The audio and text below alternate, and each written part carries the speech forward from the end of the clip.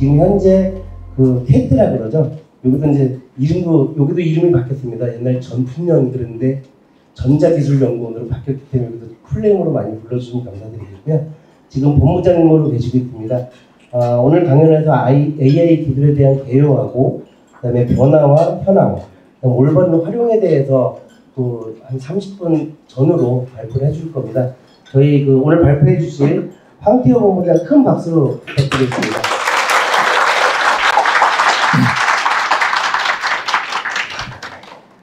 네, 안녕하세요. 방금 소개를 잘 해주셔서 감사합니다. 한국전자기술연구원의 시스템 반도체 쪽을 본부를 담당하고 있는 황태호입니다. 오늘 이런 귀한 자리에 초청을 해주셔서 감사합니다.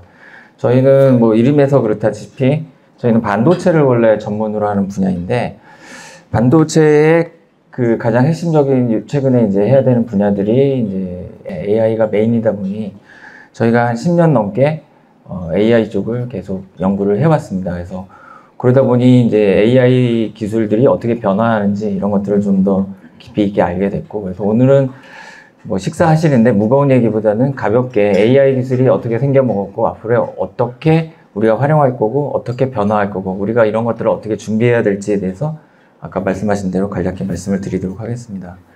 첫 페이지를 이렇게 한번 사진을 담아봤습니다. 여기 이제 뭔가 지금 올해 상반기부터 아마 다들 그러니까 언론이나 직접 이제 AI 쪽을 이제 서비스를 받아보신 분도 계시겠지만 뭔가 거대한 게 뭔지는 모르겠지만 하여튼 우리를 이렇게 주변에 막 다가오는 그런 느낌입니다. 그래서 여기 AI를 이제 이런 사진으로 표시를 해봤는데 뭔가 손가락으로 이게 악수를 하자는 건지 너를 잡아다가 어떻게 하겠다는 건지 하여튼 이런 상황이 있는 것 같습니다. 그래서 올해 상반기까지는 이러다가 지금 불과 한 6개월 사이에 또 AI 기술이 또 한 단계 또 1.5단계 이상 또 계속 너무 빠른 속도로 지금 변화를 하고 있습니다. 그래서 그런 것들을 좀 위주로 좀 무겁지 않게 AI 기술의 기본적인 어떻게 동작하는 애들인지 먼저 좀 설명을 드리고, 그리고 현재 어떤 서비스들로 확장이 되고 있는지 설명드리고, 그리고 각 글로벌하게 기업들이나 정부에서 어떤 것들을 이런 것들을 생각하고 있는지 말씀을 드리도록 하겠습니다.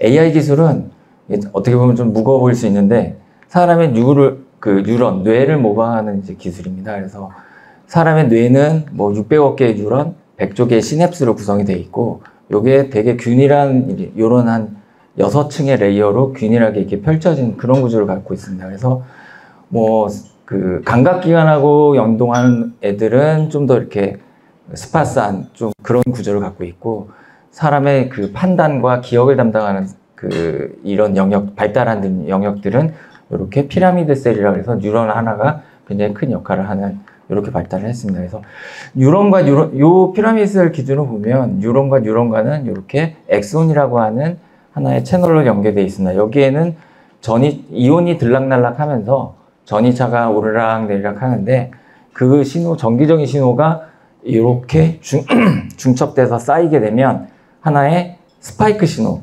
펄스가 하나가 딱 만들어서 이 뉴런에서 이 뉴런으로 전기적 신호가 전달이 됩니다. 그래서 이 신호를 스파이크 신호라고 하는데, 요거를 1950년대에 이제 박혀냈고, 요거를 하나는 이제 저항, 콘덴서, 이런 패시브한 정기적인 소자로 모델링을 한 그런 접근 방법으로 하나 했고, 그리고 또 하나 쪽은 수리적인 모델로 이렇게 퍼셉트론이라고 해서 이런 거를 만들었습니다. 이 구조는 간단하게 인풋 때는 어떤 정기적인 01, 01 또는 어떤 정기적인 펄스 시그널이 들어오면 여기서 하나로 합쳐져 갖고 이런 신호가 액티베이션 된다 그래서 이제 바로 하는 거죠. 딱 신호가 스파이크처럼 나가는 요거를 그대로 모델링을 한 것입니다. 이렇게 모델링 하는 것들을 가지고 뭔가 이거 신기하다, 재밌다 하다가 이제 1990년대 후반에 그리고 2000년대로 넘어오면서 이게 어떻게 학습이 되는지가 이제 밝혀지기 시작했죠. 그래서 뇌 안에 보면 이렇게 시냅스라고 해서 시냅스가 뉴런과 뉴런 간의 연결의 중간에 여기에 화학물질이 쌓입니다. 어떤 물질이냐면 도파민, 아세틸콜린 또는 요즘에 마약 성분으로 분류되는 그런 신경 절단 물질들이 여기에 그 사람들이 식사하고 뭐 생활하고 햇빛 보고 만들어지는 이 물질들이 여기서 만들어집니다.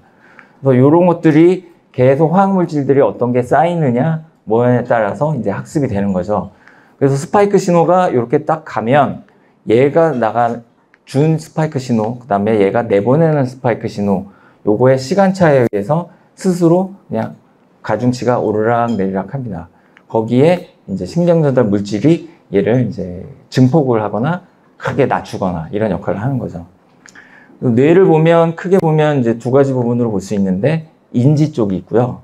사람이 시각을 태어나서 눈을 뜨면서 딱 보기 시작한 그때부터 학습이 돼서 이쪽에 그 앞서 말씀드린 그런 이제 뉴런의 구조에서 여기에 발달이 되게 됩니다. 그래서 이쪽은 인지의 영역, 여기에 이제 인간의 후각, 미각 이런 감각들이 여기서 모이고, 그리고 생성형, 전두엽 쪽으로 가면 안쪽에 있는 해마, 변형계 영역하고 합쳐져서 하나의 생성형, 이제 뭔가를 만들어내죠.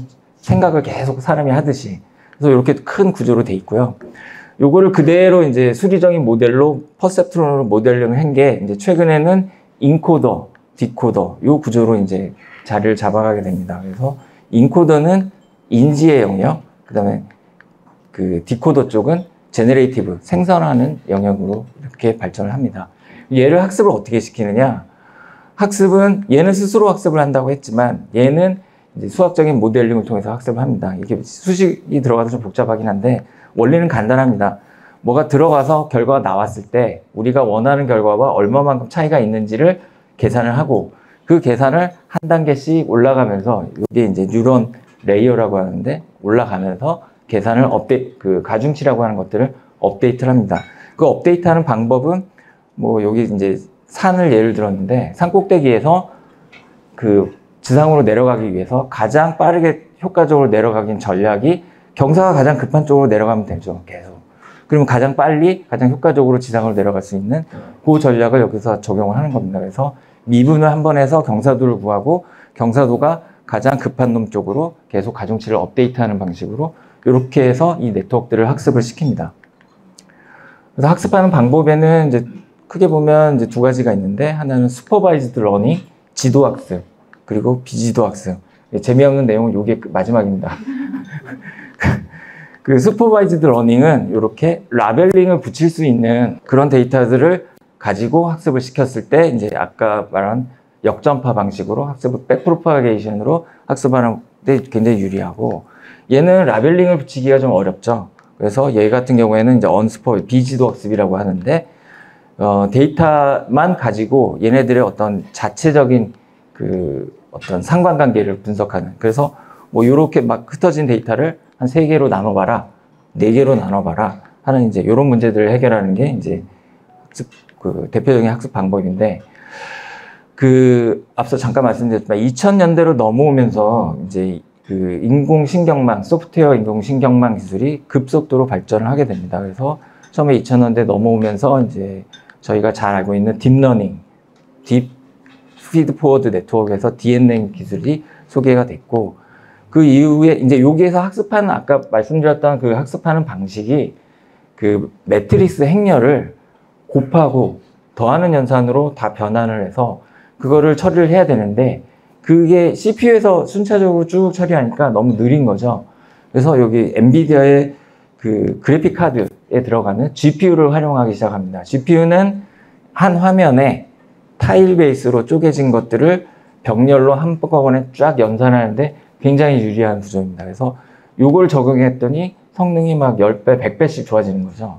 그래서 엔비디아를 활용해서 이러한 네트워크들이 쭉 발전을 하게 됩니다. 그래서 혹시 뭐 기업 관심 있으신 분들은 많이 보셨겠지만, 그 어디 전시회 가면 이렇게 동영상이나 이미지에 이렇게 박스를 쳐놓고 이건 사람이다, 고양이다, 뭐 개다, 뭐 이 사람이 마스크를 쓰고 있냐 없냐 이런 것들을 판단하는데 이제 보통 컨볼루션, CNN이라고 하는 이제 네트워크들을 많이 활용을 했었습니다.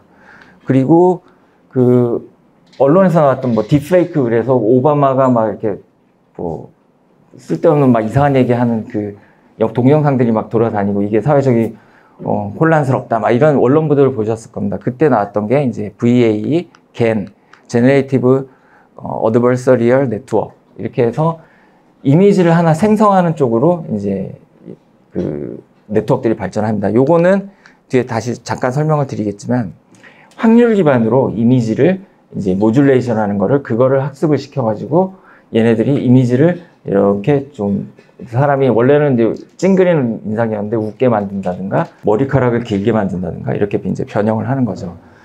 그리고 이쪽에 이제 그 불과 한 3년 사이에 이제 다국어 번역 우리가 한국어를 그러니까 영어를 입력하면 이제 한국어로 만들고 아랍어를 입력하면 한국어로 만들고 이런 다국어 입력을 하기 위해서 이런 이제 자연어 처리에 이런 인공신경망들이 이제 등장을 하게 됩니다.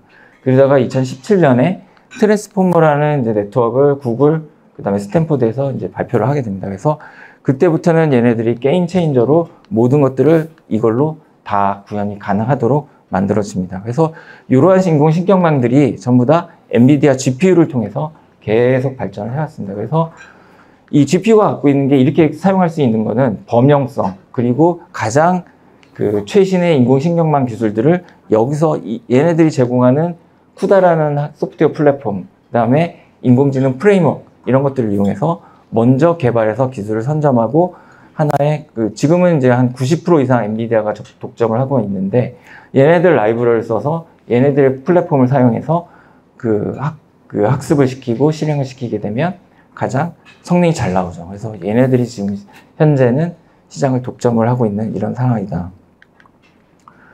그래서 방금 이제 트랜스포머를 말씀드렸는데 트랜스포머 구조를 보면 좀 전에 말씀드린 엔코더, 디코더 이렇게 두 가지 구조로 되어 있습니다. 그래서 인코더에서는 어떤 큰 데이터들을 받아서 그 추상화를 하는 거죠. 그래서 하나의 어떤 추상화된 그 개념을 만드는 데이터셋, 그 벡터라고 있는데 그런 것들을 딱 만들어 놓으면 그거를 받아다가 디코더에서 새로운 것들을 복원하거나 아니면 변형하는 이런 이제 인공신경망으로 구성이 되어 있습니다.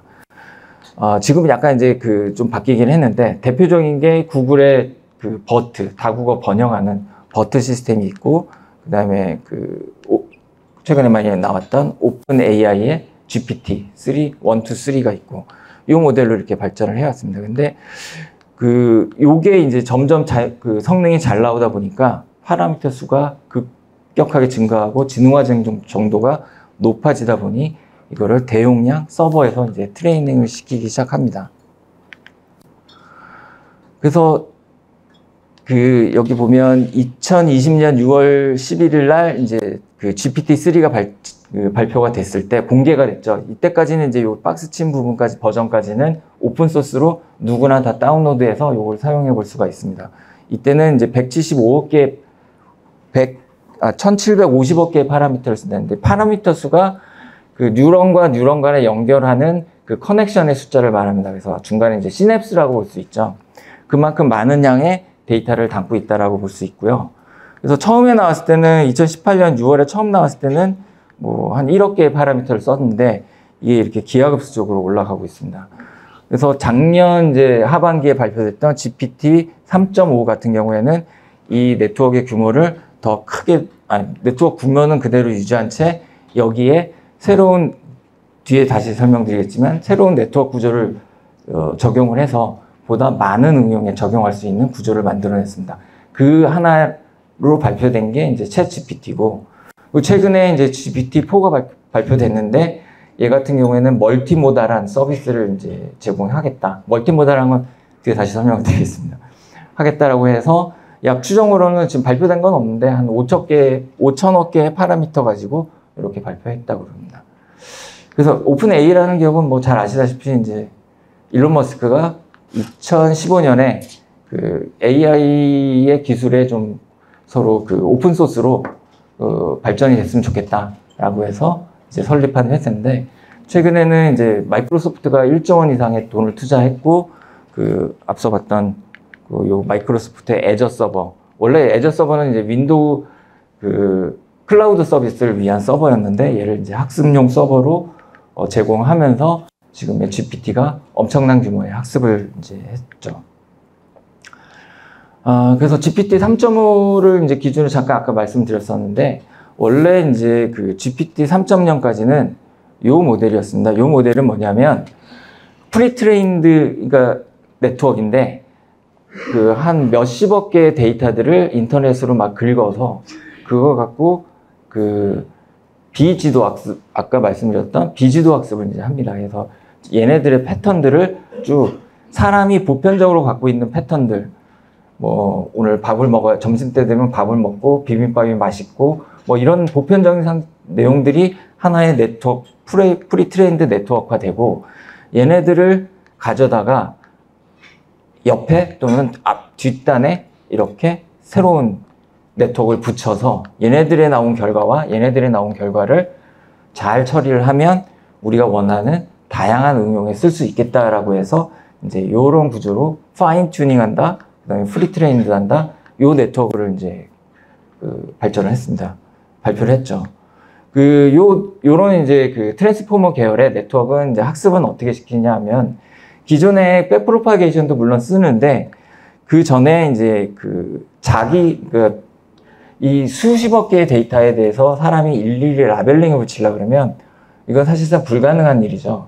그래서 이제 새롭게 자연어 처리 분야에서 나왔던 거 뭐냐면, 하나의 데이터셋에서 쭉 가다가 하나를 마스킹을 하는 거죠. 블랭크를 딱 치우고 얘는 뭘까요? 라고 해서 맞추는 식으로, 그러니까 원본 데이터를 알고 있기 때문에 저희가 이제 그 데이터의 어떤 틀렸다, 맞았다를 알 수가 있는 거죠.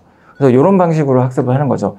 요거를 이미지도 똑같이 갈 수 있습니다. 이미지도 뭐 원래 원 이미지에서 이거를 이렇게 그 균등하게 타일 조각으로 잘라서 얘를 중간중간 하나씩 두 개씩을 마스킹을 하는 거죠. 딱 가려놓고 얘는 어떤 사진일까요? 라고 하면 이제 얘가 이걸 답을 내고 틀렸어요. 그러면 또 다시 학습을 시켜주는, 이제 이런 방식으로 학습을 하는 거죠.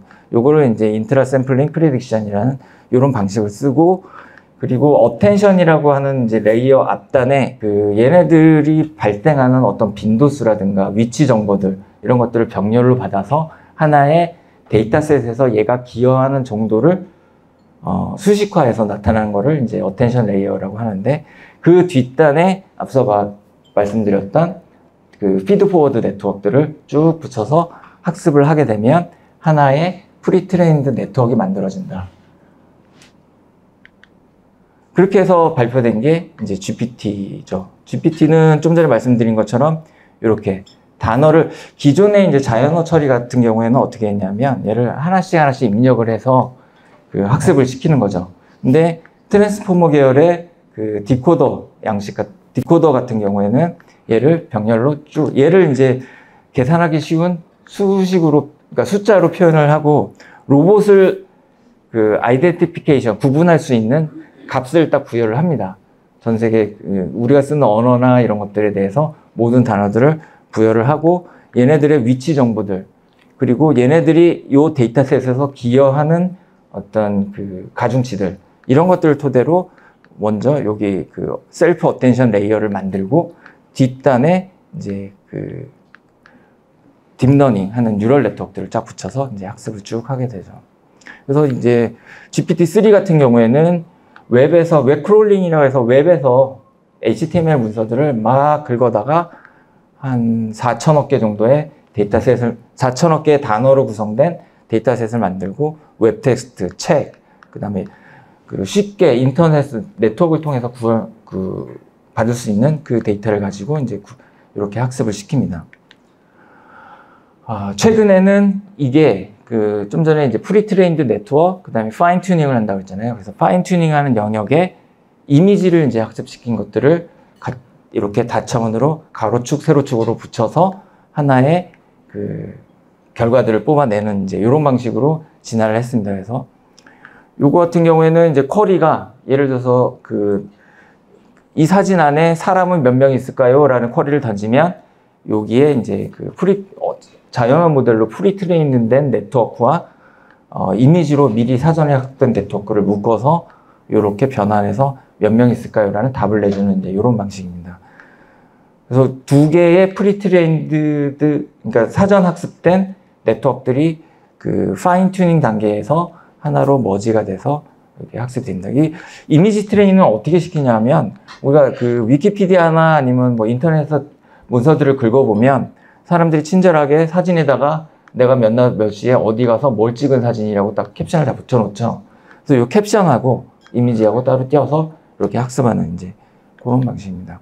그래서 이걸 학습을 시켜서 이제 서비스 그 파인 튜닝, 그러니까 미세 그 튜닝한 네트워크까지 묶어서 그 서비스를 하나 만든 게 이제 달리라는 서비스인데 이거는 오픈 AI가 챗 GPT와 조금 전에 발표했던 겁니다. 이거는 처음에 이제 달리가 이제 이게 버전 2를 발표하면서 굉장히 그 큰 주목을 받았는데 원 같은 경우에는 원래 사람이 이렇게 스케치한 사진을 넣으면 요거를 그 이미지를 뭐 여러 형태로 바꾸거나 보정해 주는 정도의 역할을 했었는데 달리 2에서는 그 사전 학습된 큰 라지 그 랭귀지 모델을 붙여 갖고 이런 이제 서비스를 합니다. 어떤 서비스냐면 우주인이 그 말을 타는 사진과 같은 사진을 뽑아달라. 프롬프트를 딱 넣으면 얘네들이 이제 이런 사진을 한 16장 정도? 10에서 16장 정도를 이제 결과를 출력해 줍니다. 진짜 우주인이 말 타고 있는 이런 사진들을 만들어내죠. 그래서 이런 서비스 계열의 이제 서비스들이 많이 이제 등장을 했습니다. 그래서 저희도 뭐 기획 보고서를 쓴다 이럴 때 최근에 이제 무슨 산업단지를 하나 만드는데 거기에 야, 기존에는 없는데 뭔가 좀 그럴듯한 산업단지 조감도를 하나 그려줘봐 라고 하니까 그럴듯하게 뭘 하나 막 판교 저쪽 뭐 하여튼 비슷한 이런 사진을 하나 딱 실리콘밸리 비슷한 사진을 하나 딱 나오더라고요. 그래서 그거를 활용해서 기획보고서에 활용을 했습니다. 그래서 하여튼 이러면서 이제 그 설계, 미술, 패션, 건축, 기획 뭐 이런 쪽에 폭발적인 관심이 증가하고 이 서비스들을 많이들 활용을 하고 있죠. 좀 기술적인 내용들을 앞서 이제 말씀드렸고, 그래서 올해 상반기에 이게 이제 챗GPT가 작년 11월 30일 날 릴리즈가 됐고, 사람들이 본격적으로 막 난리가 난 시점은 이제 작년 12월, 올해 1월이었는데, 난리가 났다는 표현이 좀 적절할지는 모르겠는데, 그때 분위기는 좀 그랬습니다. 그래서 뭐 뉴스에서도 막 벌써 뭐 논문의 윤리 문제, 뭐 걱정부터 하는 거죠. 이제 뭐 이거를 막 사람들이 막 활용하면 어떻게 될 것이냐, 세상이 막 그 거짓으로 가득 찬 세상이 될 것이다 막 많이 했고, 그런 만큼 사람들의 관심이 굉장히 폭발했습니다. 그래서 보통 그 가입자 100만 명을 이렇게 모으는 시점까지가 넷플릭스가 3.5년이 걸렸는데, 뭐 에어비앤비도 마찬가지고요. 근데 그 챗GPT는 단 5일 만에 100명 가입자를 달성할 정도로 폭발적인 관심을 얻었다. 그럼 챗GPT가 뭘 할 수 있느냐? 이건 뭐 언론에서 이미 많이 아는 내용인데, 가장 잘하는 거는 이제 언어를 잘 변환하는 겁니다. 그래서 언어를 변환하는 것 중에는 프로그래밍하거나 어떤 뭐 하드웨어를 설계하거나 이런 것도 언어로 이제 하는데, 그걸 가장 잘합니다. 그래서 저희도 깜짝 놀란 게 무슨 무선 통신을 하는데 거기에 무슨 필터를 하나 짜줘 라고 하면 얘네들이 그럴듯하게 짜줍니다. 저희 그 10년, 20년 된 저희 담당 연구원들도 깜짝 놀랄 정도로 잘 짜줍니다. 물론 이제 그거를 이렇게 조합하고 붙일 때는 앞뒤로 이렇게 수정을 많이 해야 되긴 하지만, 처음에 그걸 할 때는 다 모든 걸 시간을 10이라고 그랬을 때, 요 도움을 받으면 그게 10분의 1로 그 시간이 주는 거죠. 그걸 받아다가 좀 수정해서 검증만 하면 되니까. 이처럼 굉장히 이걸 잘한다. 그리고 마찬가지로 광고의 스크립터, 광고의 기획도 굉장히 잘한다. 실제로 이게 이제 사례가 있었는데요. 그리고 HTML로 홈페이지도 만들어줍니다. 내가 전자상거래, 내가 무슨 스킨스쿠, 이게 바다에서 타는 이제 모터사이클이죠. 이걸 파는 그 사이트를 하나 만들려고 하는데 홈페이지를 하나 짜줘. 그러면 사진까지 막 불러다가 문서를 쫙 만들어줍니다. 그래서 그거를 웹브라우저로 보면 정말 이렇게 그럴듯한 홈페이지가 만들어지는 거죠. 그리고 올해 상반기, 지금은 조금 이제 막혀 있긴 한데, 그 논문에 공저자까지도 이제 등장을 했습니다. 그래서 얘가 논문을 쓸 때 내가 이러이러한 분야에 그 논문에 related work하고 레퍼런스하고 이걸 써줘. 그러면은 써줍니다. 그럴듯하게 잘 써주죠. 그러니까 이제 저자에 안 넣을 수가 없는 거죠. 논문에 기여를 했으니까. 그래서 이제 의학하고 간호 쪽에서 지금 챗 GPT하고 이런 거에 공저자를 넣어놨습니다. 그게 발표가 됐고 SCI 논문에 퍼블리시가 됐었죠. 하지만 영어를 쫙 쓴 다음에 내가 실제 그 원어민만큼 잘 썼느냐, 그건 약간 좀 다른 문제잖아요. 그래서 그거를 교정을 해달라 그러면 문법적인 내용하고 잘 교정을 해줍니다. 이런 건 되게 잘하죠. 그래서 이런 것들이 올해 상반기에 나오면서 그 언론기사에서 막 폭발을 했죠. 그래서 유적지에서 오픈 그러니까 AI 가지고 생성형 AI 가지고 유적지 탐사한다. 신약의 단백질 구조를 분석하는 데 사용한다. 미국에서 나온 뉴스인데 AI 권리 장전을 만들어야 된다.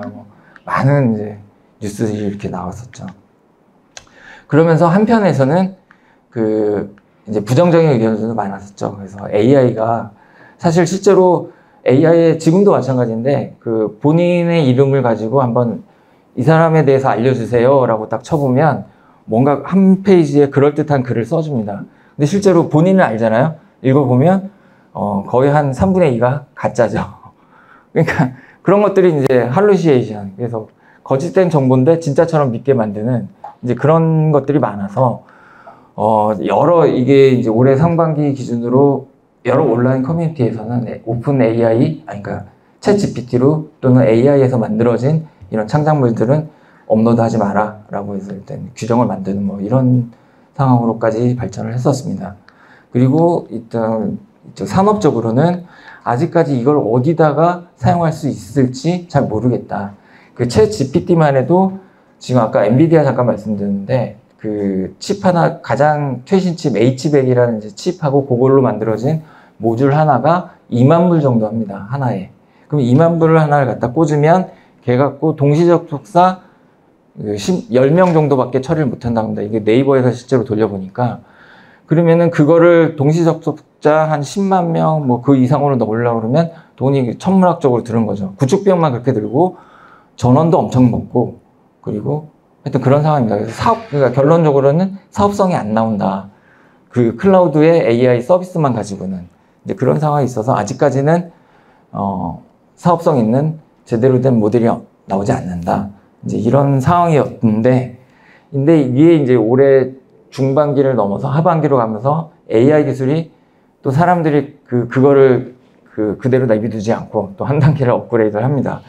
그래서 챗 GPT 이제 4.0이 나오면서 보다 상업적으로 좀 더 활용할 수 있는 멀티모달한 이제 서비스들. 멀티모달이라는 게 별게 아니라 자연어 처리 모델에다가 인간의 보편적인 지식을 갖고 있는 자연어 거대 인공지능에다가 이제 이미지, 동영상, 음성, 그 다음에 여러 개 센서 데이터, 이런 것들을 이제 여러 차원으로 합쳐서 뭔가 하나의 유의미한 결과를 뽑아내는 이제 그런 걸로 발전을 하게 됩니다.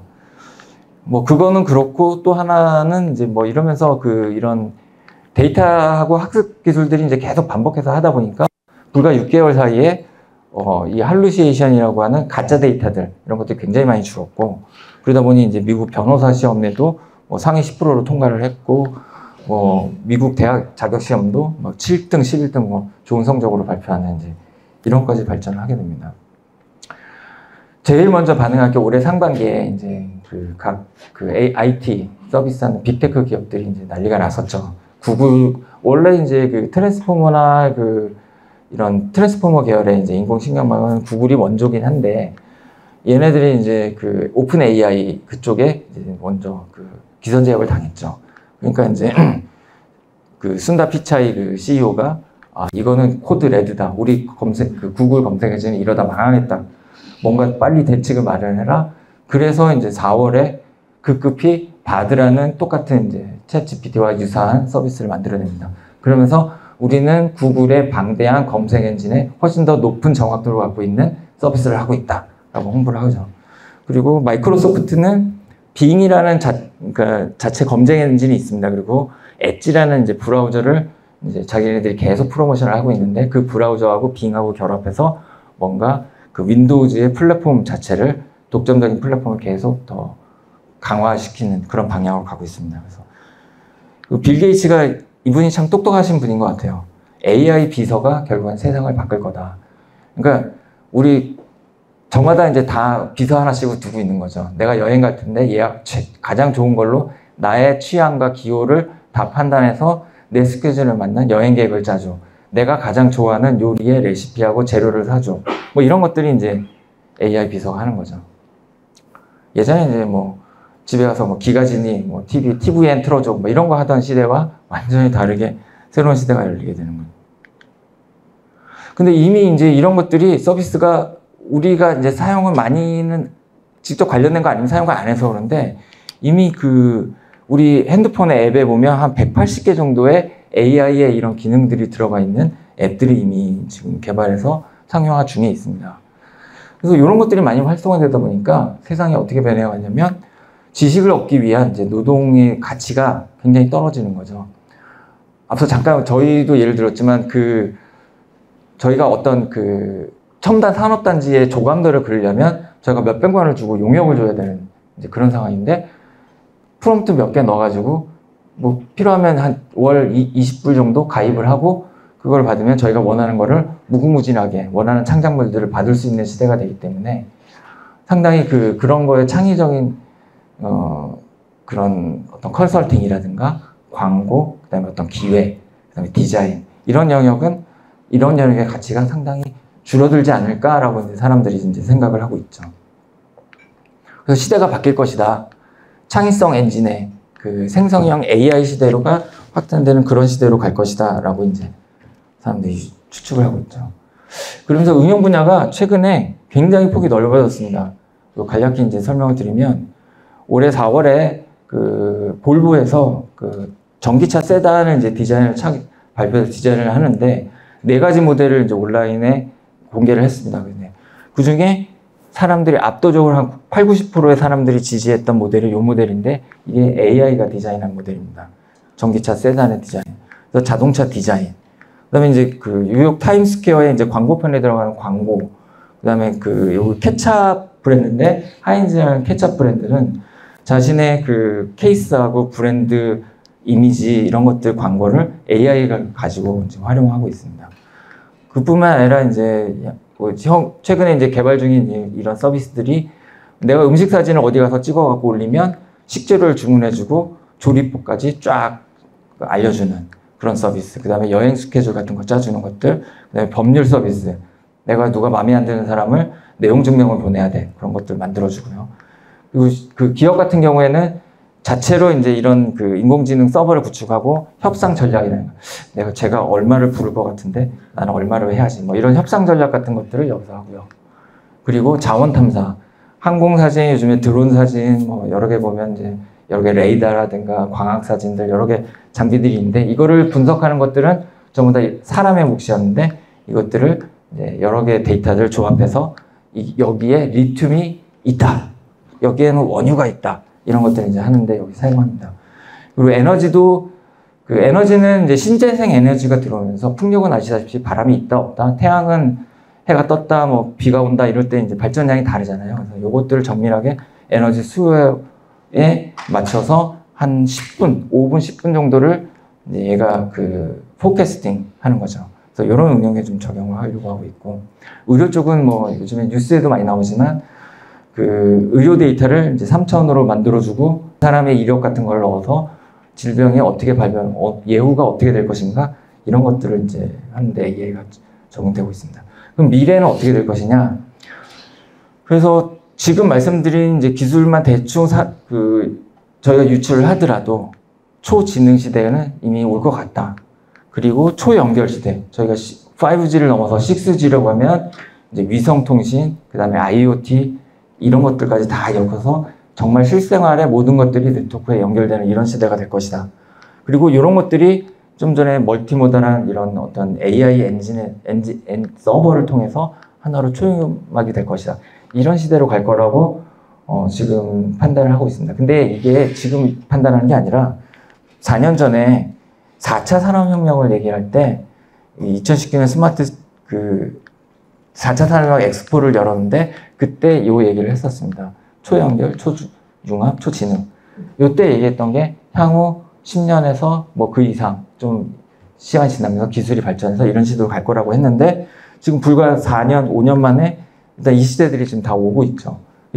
기술의 발전 속도가 우리가 인지하는 것보다 훨씬 더 지금 빨리 발전을 하고 있습니다. 그리고 이것들이 기업들이 여기에 사활을 걸고 또 경쟁을 하기 때문에 이 서비스들이 훨씬 더 앞당겨지고 있는 그런 상황이 있습니다. 그래서 그러면 뭘 해야 되느냐? 우리는 이거를 대비를 해야 되겠죠.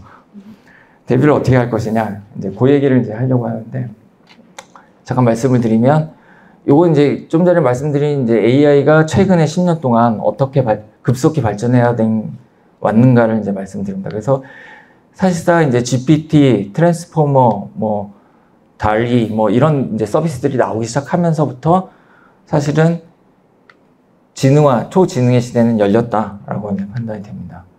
그러면 이게 사람들이 이제 어떻게 보고 있느냐?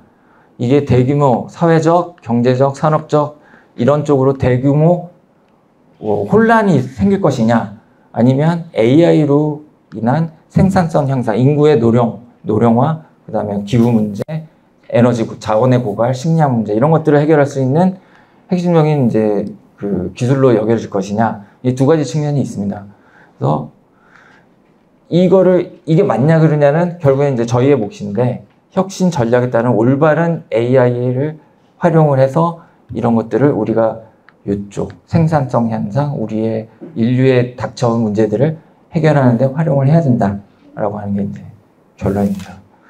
요 얘기들이 이제 그 최근에 나온 얘기는 아니고 2015년부터 나오기 시작했는데, AI의 이제 CNN 아까 처음에 말씀드렸던 이런 영상 기반의 네트워크들이, 그러니까 인공신경망 기술들이 나오면서 뭐 인종차별 문제, 그다음에 자율차 같은 경우에는 사고 좀 테슬라가 오토파일럿을 조금 미리 충분하게 테스트를 안 하고 공개를 했는지 하여튼 인사사고가 발생을 했고, 이런 문제들을 계속 사고들이 쌓이다 보니 이제 아실로마라는 어떤 모임을 만들어서 이 모임에서 이 AI 기술을 윤리적으로 사용할 수 하게 만들자라는 거를 처음 제안을 했고, 이 원칙들이 지금 미국이라든가 유럽이라든가 각국의 요거를 토대로 그 AI의 그 발전 방향에 대해서 좀 정책들을 세우고 있습니다. 그래서 2022년 이제 아까 LLM이라고 라지 랭귀지 모델하고 다양한 그거에 관련된 서비스가 나오기 시작하면서 이제 유럽하고 미국 쪽에서는 이제 신경을 곤두두고 이제 주목하기 시작했죠.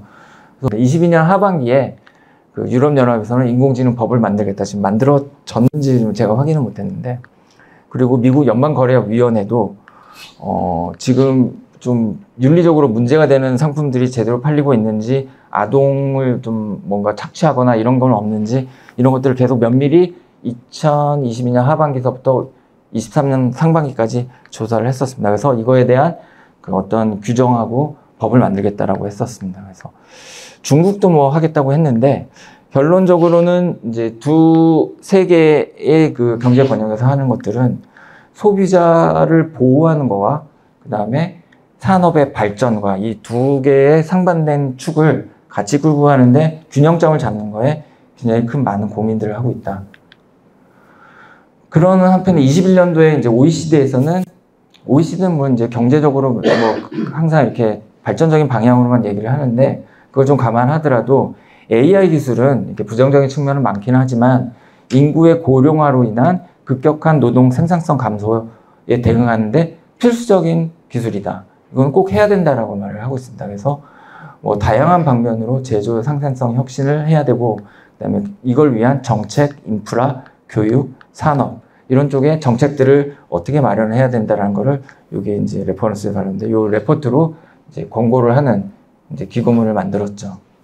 그 내용에 보면 이제 산업연구, 제품 디자인, 어떤 산업에 어떻게 AI를 어떤 방식으로 적용해서 생산성을 높일 것인가에 대한 이분들이 생각하는 가이드라인을 적어 놨었죠. 꼭 이것대로 해야 되는 거 아닌데, 워낙 최근에 기술들이 워낙 쭉쭉쭉쭉 발전을 하고 있어갖고, 그래서 OECD 쪽에서 나온 게 그걸 토대로 AI 기술이 적용됐을 때, 적용 안 됐을 때에 이제 그 국가 단위의 성장률을 전 세계로 국가를 선정을 했는데, 한국은 이제 지금 AI를 적용하지 않았을 때 경쟁 성장률이 향후에 이게 2035년까지 2.5%씩 2.9%씩 성장할 것이다 그랬는데, AI 기술을 적용하면 4.9% 성장을 할 것이다. 이렇게 했었습니다. 그래서 저는 이쪽 전문가가 아니라서 이게 어떻게 근거를 가지고 도출이 된 건지는 잘 모르겠는데 핵심적인 거는 AI 기술이 그만큼 필수적인 기술이 되어 가고 있다. 근데 이제 이거를 적용하려고 했을 때 그러면 그냥 바로 갖다가 쓰면 되느냐, 이제 여러 가지 문제가 있는 거죠. 일단은 불확실성, 이게 투자 대비 얼마만큼 수익이 나올 것인가가 사실은 되게 불확실하죠. 근데 이게 대기업 같은 경우에는 어느 정도 그 자금 여력이라든가 인력이라든가 이런 게 되기 때문에 할 수는 있는데, 중소 중견기업들이 AI 기술을 도입해서 자신의 사업에 혁신을 이루겠다라고 하는 게 확실하지가 아직 않은 거죠. 아직까지는. 거기에 많은 돈들을 투자하기에는 이제 기업이 굉장히 어려운 상황이죠. 그리고 실제로 제조 산업에서는 자동차를 제조하는데 막 밀리미터 단위까지 오차가 없이 쫙 뭔가를 그 제조를 해야 되는데, 이제 그게 오차가 아직까지는 허용된 오차가 상당히 좀 높다. 그리고 뭐 보완적인 투자가 필요하다. 뭐 서버라 클라우드 서버라든가 뭐 그 대규모의 네트워크라든가 학습 데이터라든가 이런 것들이 이제 필요하죠. 그리고 가장 중요한 게 전문 인력이 지금 아직은 기술이 이제 막 도입이 되는 시기라 굉장히 제한적입니다. 그래서 기업이 AI 적용해서 우리가 하는 그 산업 분야에 뭔가 혁신을 이루겠다라고 했을 때 그거에 필요한 AI 쪽 전문 인력이 필요하죠. 또는 이 기업이 그런 의도를 갖고 했을 때 처음에 어떻게 접근해야 될지에 대한 체계적인 어떤 절차라든가 이런 게 없는 거죠. 아, 이거 네이버 가서 물어보면 되나? 아니면 산업부 가서 물어보면 되나? 어떻게 할지 아무도 모르는 거예요. 중기부를 가야 될지. 그러니까 이런 것들이 체계화돼서 AI를 적용하려는 AI 분야가 아닌 기업들이 어떻게 이 AI 기술을 활용할 수 있는지에 대한 인력과 그다음에 정보가 너무 많이 부족한 상황이죠. 그래서 주요국들이 이제 이런 것들을 하나의 거버넌스, 정부 단위로 거버넌스를 만들어서 전담 조직을 만들고 협력 네트워크를 만들고 AI 연구 조직과 함께 그 윤리적인 부분까지 가미해서 이런 시스템을 계속 그 발전시켜 나가고 있습니다. 그래서 미국 같은 경우에는 내셔널 AI 이니셔티브, 미국은 항상 이런 거 잘하는 것 같아요. 뭔가 기술이 뭐 양자든 AI든 뭐 이런 것들 이니셔티브를 딱 만들어 놓고 다 이렇게 모아가지고 뭔가 딱 대책을 만드는 이런 것들을 되게 잘합니다. 그래서 그 미국 백악관 산하에 바로 이니셔티브를 만들어서 태스크포스를 지금 2021년 8월부터 지금 운영을 하고 있는데 지금도 아직 운영 중인 걸로 알고 있습니다. 운영 중이고 이게 좀 더 체계화되고 조직화돼서 좀 더 이런 발전 전략들이 여기 그림을 보듯이 이제 다양한 다학제적인 분야, 그다음에 다양한 산업 분야와 같이 AI 기술이 맞물려서 그 하나의 발전적인 방향으로 그 산업, 우리 국가, 인류, 우리 회사 이런 것들이 해결되는 문제들을 해결하는데 AI를 도입하려고 하는 움직임들이 많이 진행 중에 있습니다. 네, 오늘 준비한 내용은 여기까지고요. 혹시 뭐 질문 있으시면 간단히 질문 부탁드리겠습니다.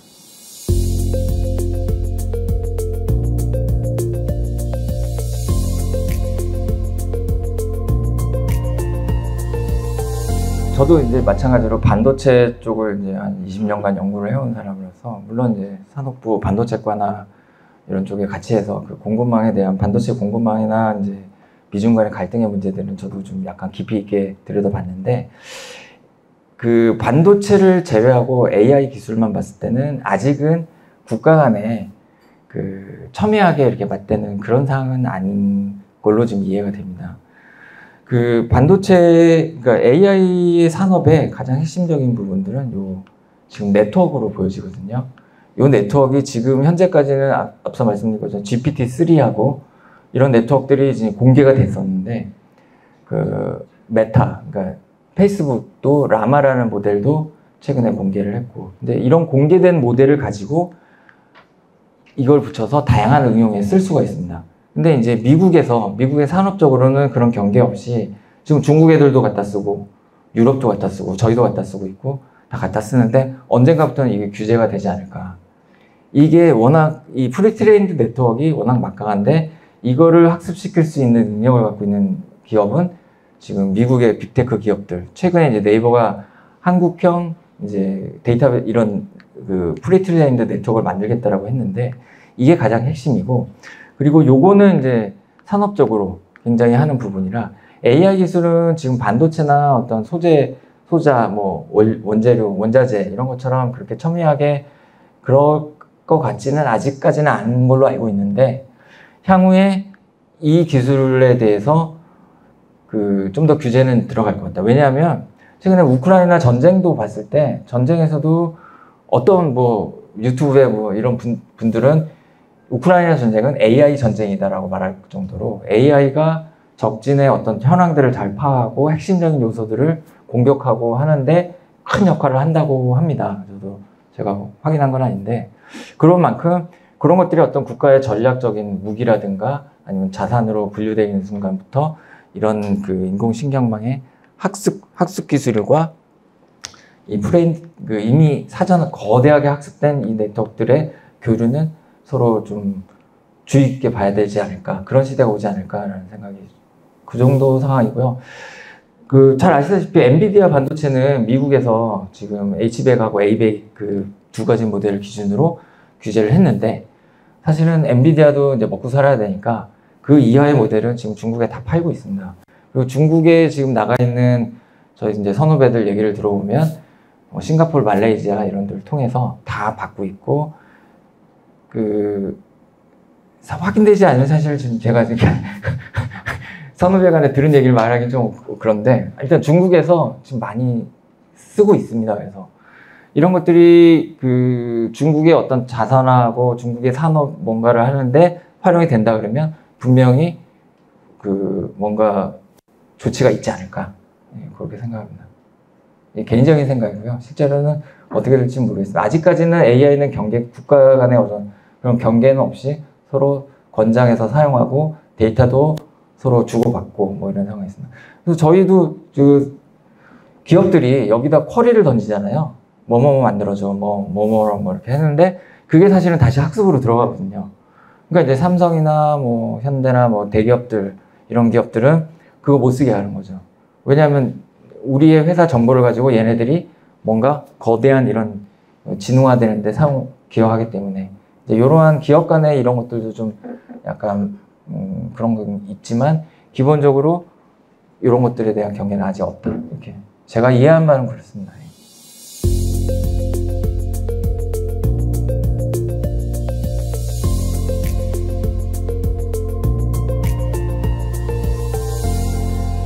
정답이랑 제가 생각하는 답부터 말씀드리면 기술 격차로는 거의 차이가 없다라고 보여집니다.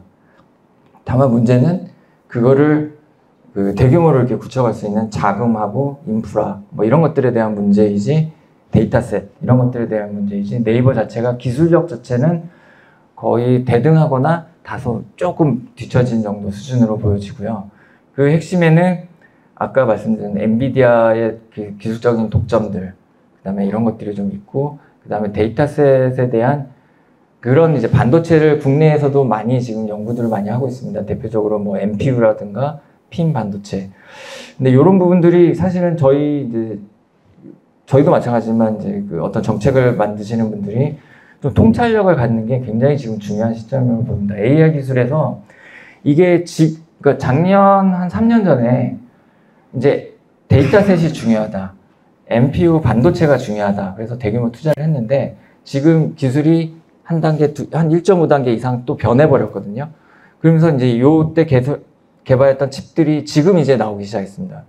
그래서 이런 칩들을 지금 이제 트랜스포머라든가 이런 멀티모달 하는데 뭐 부동소수점 연산, 그 다음에 어떤 연산기의 기능. 예전에는 이제 곱셈하고 덧셈만 하면 됐는데 추가적인 연산이 더 들어가야 되고 이런 것들이 지금 변해버렸거든요. 그래갖고 활용이 굉장히 제한적으로 바뀌어버렸어요. 물론 이제 뭐 한 절반 이상의 성능의 기존의 반도체를 쓸 수 있지만 그러니까 이렇게 제한적이다 보니까 상업적으로는 가치가 떨어지고 그리고 데이터셋이 굉장히 중요하다 그래서 데이터 센터를 만들고 거기에 라벨링을 붙이고 뭐 하는 이런 것들을 했는데 좀 전에 말씀드린 것처럼 셀프 슈퍼바이즈드 러닝 그 다음에 프리트레인드 네트워크, 파인 튜닝드 이렇게 바뀌어버리기 때문에 그 데이터셋의 중요도가 예전보다 좀 낮아졌습니다. 그러니까 이런 것처럼 좀 향후의 기술의 변화에 대해서 저희도 뭐 3년 전에 이제 그걸 다 예측하기 힘들지만 조금 여러 군데 씨앗을 뿌려놓는 식으로 조금 통찰력을 갖고 하는 게 굉장히 중요한 시기이지 않을까. 최근에 특히 너무 기술이 빨리 변하고 어느 방향으로 뭐가 이렇게 확 클지가 지금 확실치 않은 상황에서 이거라고 해서 대규모의 자금을 배팅하거나 대규모의 인력을 투자하기에는 좀 어려운 시기다. 그리고 지금 아까 기술 말씀드렸는데 그런 관점에서 저희가 MPU라든가 데이터셋 이런 확보하는 거에는 지금 기술 경쟁력이 뭐 세계 선도 수준에 있다라고 말씀드릴 수가 있습니다. 근데 다만 이렇게 활용하고 이런 것들을 산업적으로 활용할 수 있는 기술은 아직 조금 뒤처진 상태. 이건 최근에 이제 기술이 바뀌어 버려가지고 그렇게 말씀드릴 수 있을 것 같습니다. 예. 그러면 질문이 없을 것으로 판단이 들어서 오늘 그 인공지능에서 발표해 주신 황태호 원장님 다시 한번 큰 박수 부탁드립니다.